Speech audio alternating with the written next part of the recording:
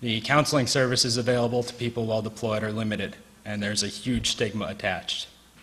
Even if they say, oh, you can go get help, all of your fellow soldiers are going to be like, oh, he's mentally weak. He went to see a shrink or anything else like that. And if they do see him, it's often therapy sessions, maybe once every 2 weeks, and either SSRIs or sedatives.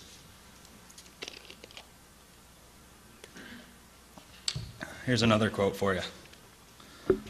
Army Surgeon General Lieutenant General Kevin E. Kiley insisted that military uses psychiatric medications cautiously in the war zone, saying that medical professionals may prescribe them in low doses for very mild symptoms that might assist soldiers in transitioning through an event. Many outside of the chain of command see it differently. This is a former platoon leader in Iraq. It's best for the Army, but find me an independent mental health expert who thinks that's the proper course of action. In the initial invasion, there was 230 psychologists and social workers to 100,000 troops. If you break your leg over there, you're going to get treatment, said George Andreas Pagani. When they go for mental health service, they are belittled, they are shoved aside, they are called malingerers. Their experiences are completely invalidated. As I was mentioning before, there's the huge stigma. Bob Johnson, the chief of combat stress for an Army brigade of about 2,800 soldiers, said he routinely reviews soldiers' work and disciplinary histories when they complained of serious mental problems. If a soldier with a history of antisocial behavior came in insisting he was going to shoot himself, he wasn't sent home. That's a pretty clear-cut case of malingering. That's his quote. He said he took a punitive approach to dealing with these soldiers, taking away their guns, which is compared to losing your manhood, and forcing them to sleep at the command posts. He said he had treated one soldier who threatened to starve himself and later swallowed a handful of pills, both acts that Johnson deemed bogus attempts to get out of serving. There's no doubt about it, the guy had mental health issues, Johnson said, but he wasn't going to get the treatment he wanted, which was to go home. In 2003, a guy named Pagani, who was an Army interrogator, was charged with cowardice, a crime punishable by death under the Uniform Code of Military Justice, after suffering a panic attack and seeking counseling because he had seen the body of an Iraqi man who had been cut in half by gunfire. The charges were later dropped. Deployment doesn't only affect the deployed soldiers, it affects the family, whether it's the long time that they're gone or the return home process. These men and women have been in combat or in a very stressful environment for the past 12 to 16 months. Here's a quote from Military Medicine in 2005 about spousal abuse. The risk of severe domestic violence was related to the length of the deployment. About sexual assault and rape, Representative Jane Harmon, Democrat from California, said that her jaw dropped when military doctors told her that 4 in 10 women at a veterans hospital reported being sexually assaulted while in the military. We have an epidemic here. Women serving in the U.S. military today are more likely to be raped by a fellow soldier than killed by enemy fire in Iraq. As of July 24th, I think 2006, 100 women had died in Iraq, according to the Pentagon. And in 2007, only 181 out of 2,212 reports of military sexual assaults, or 8%, were referred to court-martial, which is like their version of a trial. I don't know if everyone's familiar with stop-loss. It's where an Army unit that's being deployed can tell you you're not getting discharged and you're going to deploy with the unit. If you are if you're going to be discharged one day after the stop-loss date, you're going back for another year. This causes some vague psychiatric or psychological, it has a big psychological impact.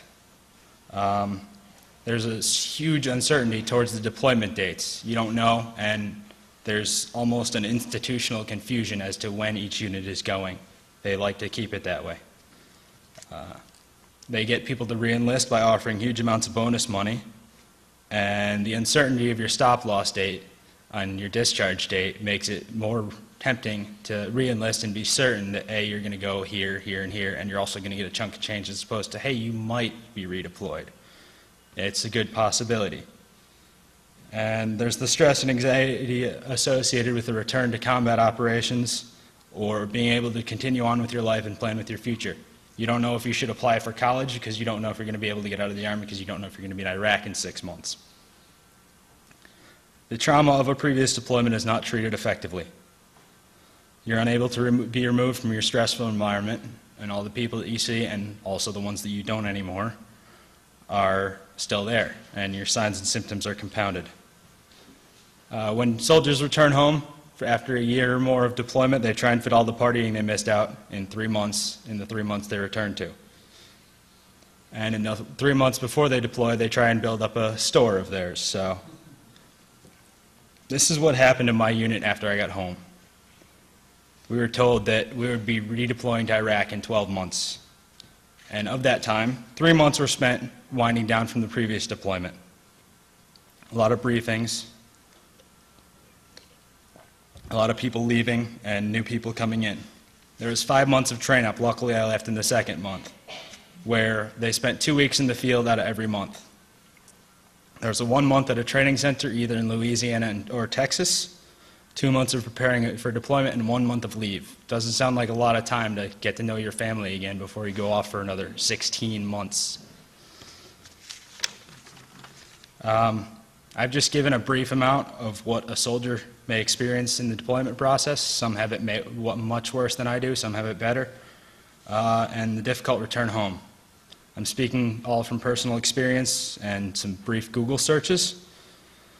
Combat in general and post-traumatic stress disorder in particular has a broad effect on a person. It turned me into a liberal. So once again, I'm not an expert on anything here, and which is why I have Dr. Mavasardi and giving the next aspect of it. And I'd just like to thank you again for coming out and thank Aaron for having this discussion.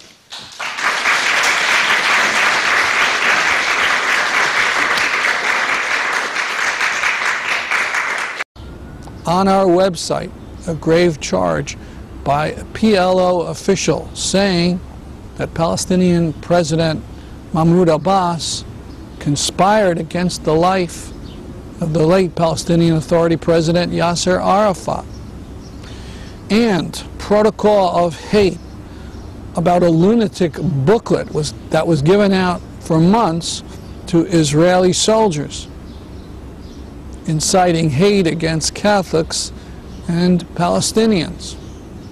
Also, just a little fun, an Israeli cell phone ad that makes light of the apartheid wall.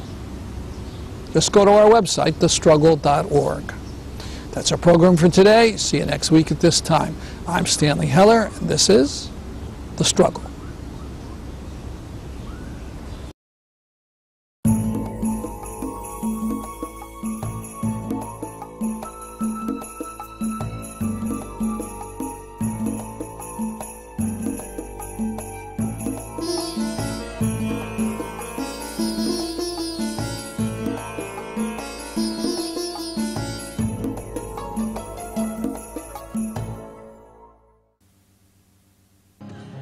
We've got a situation and it calls for a solution that upholds our domination of the planet.